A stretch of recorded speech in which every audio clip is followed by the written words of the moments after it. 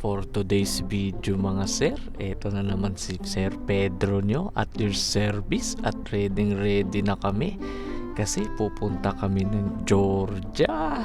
Yun, yung bag ko naka-ready na at saka yung mga bag din nila. Nandito na kami sa airport at hinatid kami ni Kuya Kuis. At ito na nga si Kuya, may huling habilin kay Kuya Kuis kasi siya yung may iwan dun sa flat 101 room namin. At ito na nga, pumunta na kami sa airport at naghintay na ng aming check-in. At si Pedro nga ay palingon-lingon na at naghahanap ng magpag-convert ng pera. Ay, 5 dirhams na yung dala. Ay, hindi pala. Yan pala. 100 lari is equivalent to 200 dirhams. At yan na nga. Ready na nga yung ano namin. Ewan ko dun. Ano yun? Basta. At ito na nga. Yung ano namin sa Kutaisi. Si Ayan nag-ano pa. Transition pa. At pumunta na nga kami sa airport. Nakapasok na kami. At yan pala ay sponsored ng Wizz Air, guys. Wizz Air po yung sasakyan namin, ang pinaka social na aircon. At yun na nga, nakadating na kami sa Kutaisi.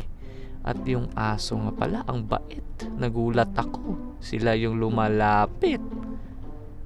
At yun na nga mga sir, ang lamig dyan, kaya napasuot ako ng cap para akong may sakit. At yun nga, yung driver namin ay isang lesbo pala. Ang pangalan niya ay si Georgie, magkasing tulad ng si Georgia. At dinala niya nga kami sa isang carnival mga sir. Pero sarado siya sa winter.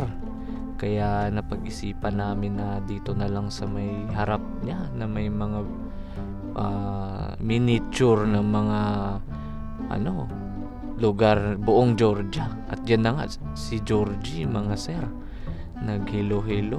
At yun na nga, papunta kami sa pagkainan dahil sobrang gutom kami. Ito nga pala yung kainan na pagkakainan namin ay ito daw ay sobrang sikat sa social media, lalo na sa mga Pinoy. At yung beer nga mga sir ay non-filtered. Mayabang pa si Pedro, inom-inom. Yun, lasing kaagad.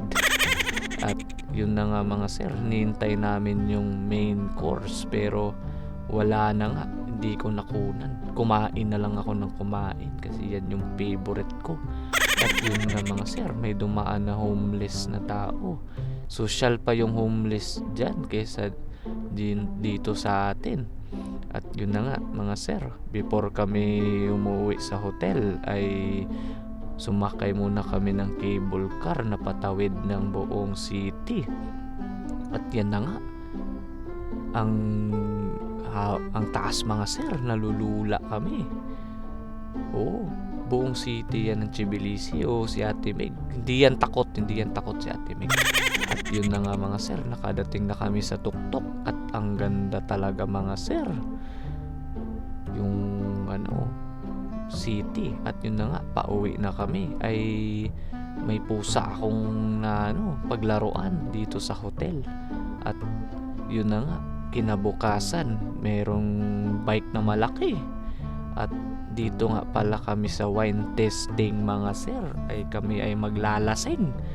At yun na nga, ito ay ang KTW, iba yung parang KTV yun. So yun na nga, nag-i-instruct na sila kung ano yung gagawin. Kasi nga, bawal yung dun, hindi makinig. Dapat makinig ka kasi iinom ka ng alak mga sir. At yun na nga mga sir, ay nakapasok na kami sa bodega ng mga wine. Ewan ko anong tawag dyan. At nag-i-instruct na nga sila ay kung hindi ka pwedeng malasing dyan. Kasi nga, ang lalakas ng mga wine nila dito at ang fresh. Yung galing talaga sa mga sir, katas ng grapes. At yun na nga, nagpapaliwanag siya. At ako lang naman ay gusto lang uminom. Bahala siya sa pinagsasabi niya. Ang galing! Ang galing! At yun na nga, nag-cheers kami mga sir.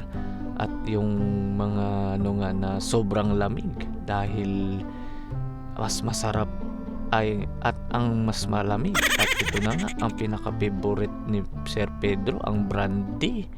Pero konti lang mga sir, pero lasing pa din. At yun na nga, bumili na kami, nagpaloplano na. At yun na nga mga sir, si Maymay ay naging zombie na. Hindi naman sa alak yun mga sir, ganyan lang talaga siya matulog. At yun na nga mga sir, pauwi na kami dahil sobrang pagod na kami mga sir sa biyahe. At dumaan pa pala kami dito mga sir, yung parang simbahan mga sir na parang ano lang siya, tawag nito galaan lang. So yan mga sir, napupunta din kami dito sa may sculpture, to mga sir, parang sir, gawa ng mga alien. Ang galing! Ang galing! Ang mga santo mga sir, ang lalaki, parang totoo, parang lalabas sa litrato mga sir, sa sculpture, kasi realistic talaga. Nilapitan ko pa yan at nagpa-selfie ako ng malupit. At yun na nga, may aso dito, may piercing mga sir. Di pa nga sir, ano yun mga sir, anti-rabies yun na sir. At yun na nga mga sir, may mga motor group nagpaparid. Ay kung pag di nyo alam mga sir, ay may nangyayari ngayon sa Georgia kasi may protest sila na gusto nila maging Europe mga sir. At ito na nga, pumunta na nga kami sa dagat mga sir. At ang piloto ay si Kuya Neil. Nakaapat-apat pa na music, kagaling talaga. At yun na nga, si Sir Pedro emot sa may gedli Sana At yun na nga mga sir, kumain muna kami saglit kasi ito daw yung prepare ni driver namin na bago. Ewan ko anong pangalan niya. So yun na nga mga sir, pabuga-buga ako ng vape kahit wala akong vape. So yun na nga, ito yung sunod namin na hihintuan. At yung ice nga mga sir ay parang hindi parang snow, parang yung sa freezer. At yung mga sir, mga winter clothes para dun sa pupuntahan namin na pinakamalamig na lugar. At while dito kami ay ginaanohan namin yung lahat ng mga dadaanan namin. Yun, simbahan mga sir. At yung loob pala ng simbahan nila mga sir ay walang upuan. Nagulat ako kasi puro ganyan lang sir Isa lang yung sa upuan sa harap sir. At yun nga pala, ay malapit na kami dun sa destinasyon namin mga sir. At ang ganda ng yellow mga sir, ang snow, para kang nasa mga sir, sa ibang planeta. At yun na nga, dito na kami mga sir, nakadating na kami sa aming cabin, nakaganda. At si Sir Pedro, manghang-mangha talaga. Yun na nga, sa sunset na mga sir, pagising na pala kami niyan mga sir. At yun na nga mga sir, napanoodles na pampainit daw ng katawan. Kagaling mo naman. Sana At yun na nga, nagta-timelapse ka pa boy, pasikat ka masyado. Napaalok-alok ka pa, parang bibigay ka naman talaga. At ito nga pusa na to ay nilalamig na sa labas. Sa awa ko mga sir, kasi di pwede papasukin, ay himas-himas ko na lang para mainitan man lang siya kahit konti. Ang cute ng Mingming. At yun na nga man nga sir, iniwan na namin yung bayad. Pagkatapos yan, kukunin ko yan ulit.